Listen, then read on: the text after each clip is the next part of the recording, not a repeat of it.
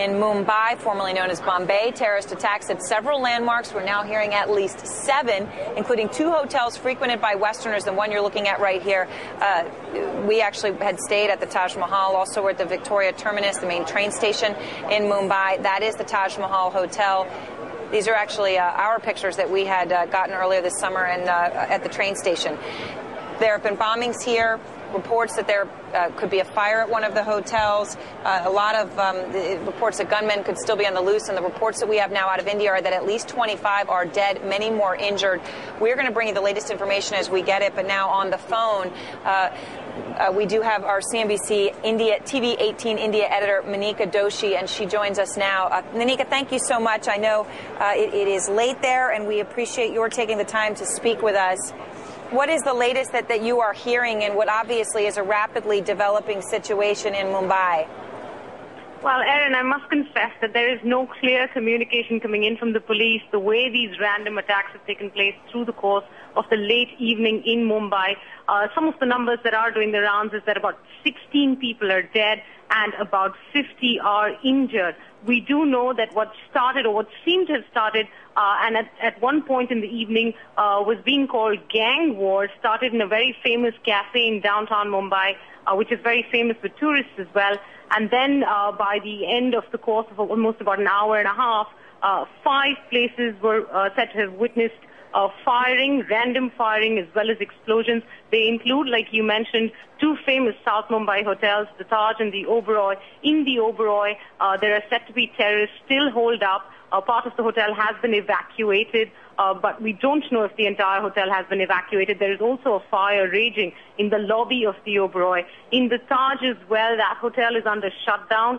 People that were inside the Taj when these incidents took place have not yet been allowed to leave, except for, I think, we saw a couple of injured people leaving the Taj and being escorted to ambulances. Both are very popular hotels in South Mumbai, very popular with tourists as well. And one very arterial railway station is also said to be attacked. Lots of firing that took place inside the railway station. The station is now said to be evacuated, but there are commandos, armed commandos inside, apparently hunting for terrorists.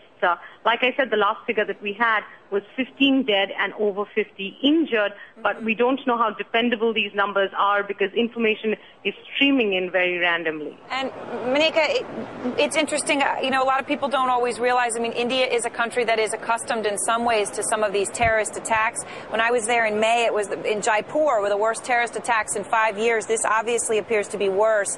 And again, targeting business areas, targeting Westerners.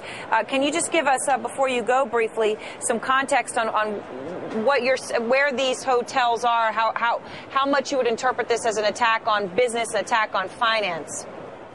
Well, Erin, think downtown Manhattan. That is what downtown South Mumbai or South Mumbai is all about.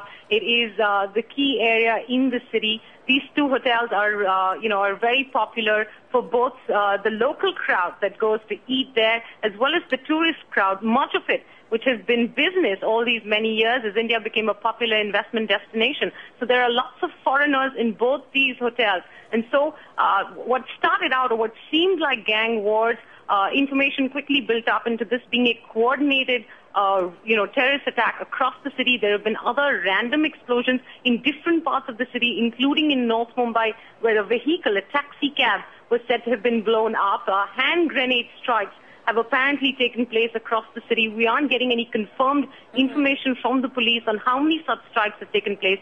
But yes, like you pointed out earlier, these 2 hotels are key hotels in the city. They're very famous landmarks. They're known to attract tourists, lots of tourist crowds, and they are key to the business area. One of the hotels, that's the Oberoi, is adjacent to the key business area of South Mumbai, which is Nariman Point. Well, Manika, thank you very much. Appreciate your taking the time late and giving us such perspective here.